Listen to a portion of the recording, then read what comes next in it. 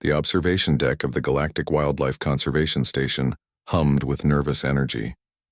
A dozen xenobiologists from across the coalition clustered around the reinforced viewing window. Their various appendages, tentacles, claws, crystalline limbs, pressed against the transparent aluminum as they watched the scene below with a mixture of horror and fascination. "She's insane," chittered Velcross, a mantis-like Threen scientist, his compound eyes reflecting genuine concern. "That's a juvenile Corthax. Do you understand what that means?" His colleague, a gelatinous morphin named Sullix, rippled with agreement.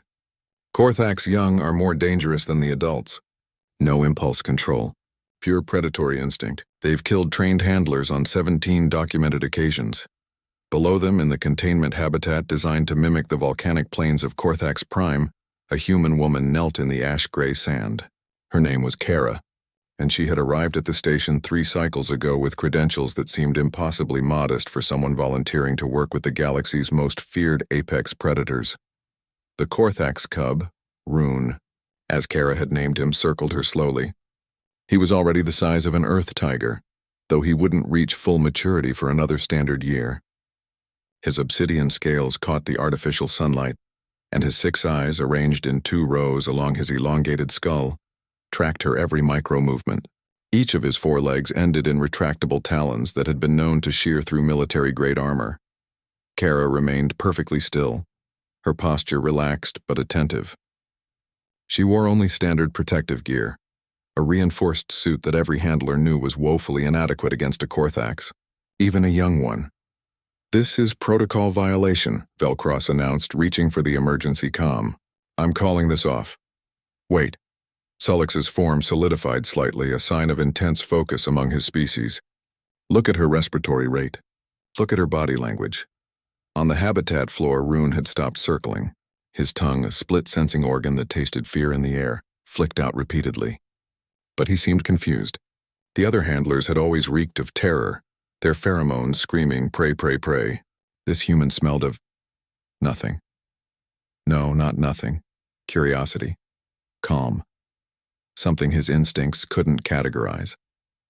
Kara extended her gloved hand slowly, palm down, fingers relaxed. She didn't reach toward him, that would be aggression. She simply offered. Rune's hackles, a ridge of blade-like scales along his spine, rose partially.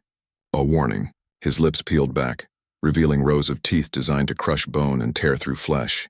A low rumble emanated from his chest, a sound that made the observation deck's equipment vibrate.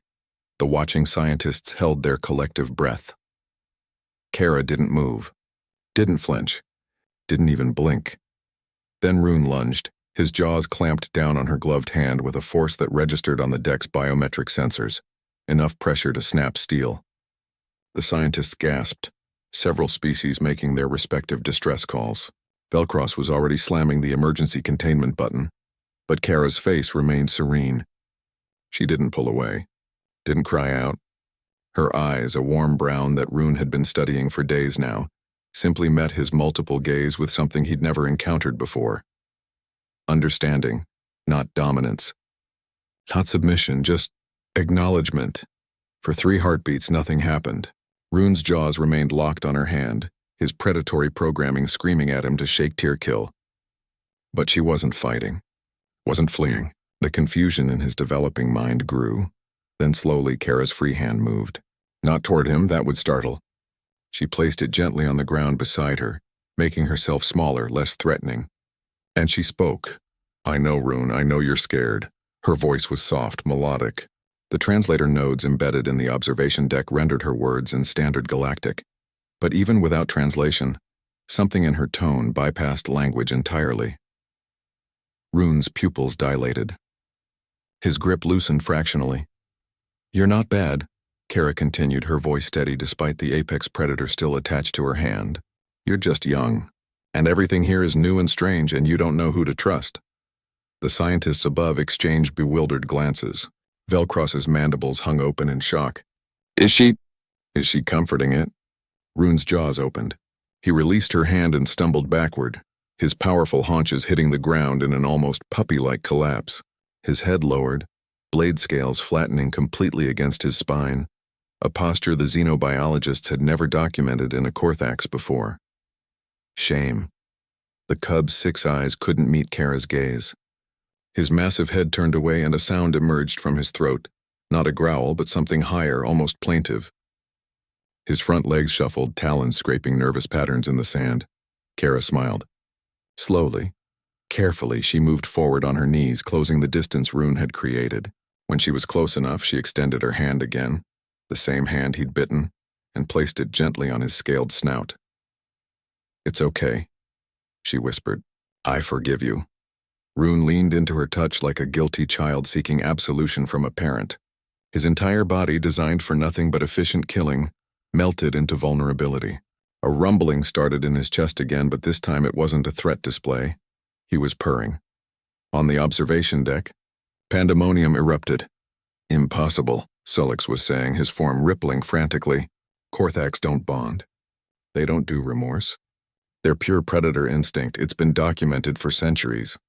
But Velcross was watching Kara's biometric readings on the main display, his scientific mind racing. Her cortisol levels never spiked. Even when he bit her, no fear response whatsoever. He turned to his colleagues, wonder creeping into his clicking voice. "Don't you see?" She wasn't pretending. She genuinely wasn't afraid. "But how?" another scientist demanded. "Korthax are nightmares incarnate. Fear is the only logical response." Velcross's compound eyes focused on Kara, who was now running her hand along Rune's scaled neck while the nightmare incarnate leaned into her like an affection-starved pet. "Perhaps," he said slowly, "that's the difference. We see predators. We see monsters. We see weapons. And she sees?" Below, Rune had completely rolled onto his back, a position of absolute trust that exposed his vulnerable underbelly. Kara was scratching the softer scales there, and the purring intensified. "She sees a child," Velcross finished softly. The human had done in 3 cycles what the galaxy's best xenobiologists couldn't accomplish in decades. Not through superior strength or advanced technology or tactical brilliance, the things the Coalition always assumed made humans formidable, but through something simpler. Something that had allowed humanity to turn wolves into dogs, cats into companions, and hostility into trust millennia before they reached for the stars. Empathy, patience, and the stubborn, illogical belief that connection was always possible. Kara looked up at the observation window and waved, Rune's massive head cradled in her lap. All 6 of his eyes closed in contentment. The predator cub had found his person, and the galaxy had learned, once again, why humans were so very dangerous, not because they couldn't feel fear, but because sometimes they simply chose not to.